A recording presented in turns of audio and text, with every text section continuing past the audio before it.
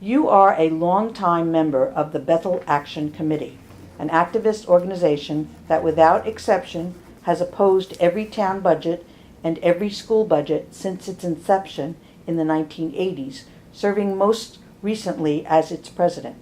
In April of this year, as member of the Bethel Board of Finance, you personally urged Bethel residents in writing to vote down the very budget you participated in creating.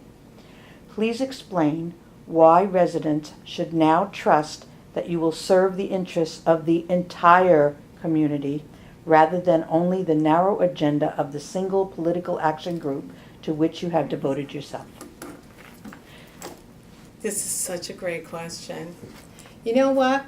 I think that you might be limited in your scope of the understanding of the Bethel Action Committee. I believe that it's serving every citizen and taxpayer in Bethel to try to ensure that their taxes are reasonable. The reason why I would vote down a budget is because it's the only symbolic thing I can do in order to tell the taxpayer that I'm on their side and that I believe that our budgets have some pork in them that can be reduced. I've never seen a budget that couldn't be reduced. I hear a lot of words about why it can't be reduced, but the fact is it can.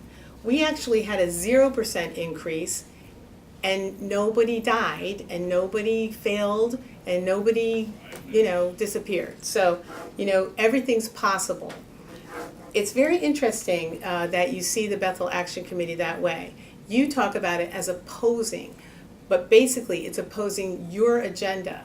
We oppose your agenda, because your agenda is about approving big sexy jobs and bonding and everything that is going to bury the taxpayer. Yes, that's what we do.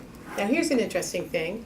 I was asked if I were going to run for first selectman, would I step down as chairman, not president, of the Bethel Action Committee? And you know what? I said yes. You know why? Because it doesn't matter if I'm a member of the Bethel Action Committee, or I'm the chairman, or I'm the treasurer, or I'm the coffee boy. It doesn't matter, because I will still do the same thing. I will always fight for the taxpayer.